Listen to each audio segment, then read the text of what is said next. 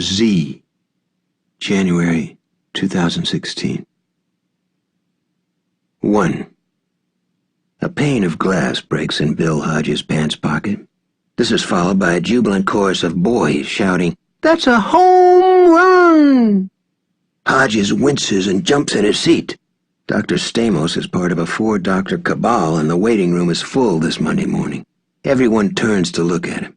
Hodges feels his face grow warm. "Sorry," he says to the room at large. "Text message." "And a very loud one," remarks an old lady with thinning white hair and beagled dewlaps. She makes Hodges feel like a kid, and he's pushing 70. She's hip to cell phone etiquette, though. "You should lower the volume in public places like this, or mute your phone entirely." "Absolutely, absolutely." The old lady goes back to her paperback. It's 50 Shades of Grey, and not her first trip through it from the battered look of the thing. Hodges drags his iPhone out of his pocket. The text is from Pete Huntley, his old partner when Hodges was on the cops. Pete is now on the verge of pulling the pin himself, hard to believe but true.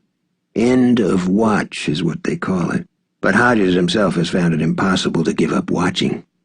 He now runs a little 2-person firm called Finders Keepers. He calls himself an independent skip tracer because he got into a little trouble a few years back and can't qualify for a private investigator's license. In this city you have to be bonded. But a PI is what he is, at least some of the time. "Call me Kermit. ASAP. Important." Kermit is Hodges' actual first name, but he goes by the middle one with most people. It keeps the frog jokes to a minimum. Pete makes a practice of using it, though, finds it hilarious. Hodges considers just pocketing the phone again, after muting it if he can find his way to the Do Not Disturb control. He'll be called into Dr. Stamos' office at any minute, and he wants to get their conference over with. Like most elderly guys he knows, he doesn't like doctors' offices. He's always afraid they're going to find not just something wrong, but something really wrong. Besides, it's not like he doesn't know what his ex-partner wants to talk about. Pete's big retirement bash next month. It's going to be at the Raintree Inn out by the airport. Same place where Hodges' party took place, but this time he intends to drink a lot less. Maybe not at all. He had trouble with booze when he was active police. It was part of the reason his marriage crashed, but these days he seems to have lost his taste for alcohol. That's a relief. He once read a science fiction novel called The Moon is a Harsh Mistress. He doesn't know about the moon, but he would testify in court that whiskey is a harsh mistress, and that's made right here on Earth. He thinks it over, considers texting, then rejects the idea and gets up. Old habits are too strong. The woman behind the reception desk is Marley, according to her name tag. She looks about 17 and gives him a brilliant cheerleader's smile. "He'll be with you soon, Mr. Hodges, I promise. We're just running a teensy bit behind. That's a Monday for you." Monday, can't trust that day," Hodges says. She looks blank.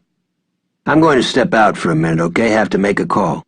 "That's fine," Marley says. "Just stand in front of the door. I'll give you a big wave if you're still out there when he's ready." "That works." Hodges stops by the old lady on his way to the door. "Good book?" She looks up at him. "No, but it's very energetic." "So I've been told. Have you seen the movie?" She stares up at him, surprised and interested. "There's a movie?" "Yes, you should check it out." Not that Hodges has seen it himself, although Holly Gibney, once his assistant, now his partner, a rabid film fan since her troubled childhood, tried to drag him to it. Twice. It was Holly who put the breaking pane of glass home run text alert on his phone. She found it amusing. Hodges did too. At first. Now he finds it a pain in the ass. He'll look up how to change it on the internet. You can find anything on the internet, he has discovered. Some of it is helpful, some of it is interesting, some of it is funny, and some of it is fucking awful.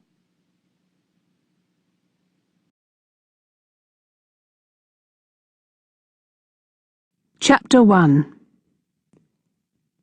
2009. There are 158 footsteps between the bus stop and home, but it can stretch to 180 if you aren't in a hurry, like maybe if you're wearing platform shoes. I turned the corner onto our street, 68 steps, and could just see the house, a 4-bedroom semi in a row of other 3- and 4-bedroom semis. Dad's car was outside, which meant he hadn't yet left for work. Behind me, the sun was setting behind Stortfold Castle, its dark shadow sliding down the hill like melting wax to overtake me.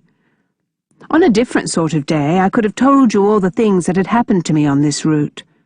Where Dad taught me to ride a bike without stabilizers, where Mrs. Doherty with the lopsided wig used to make us Welsh cakes,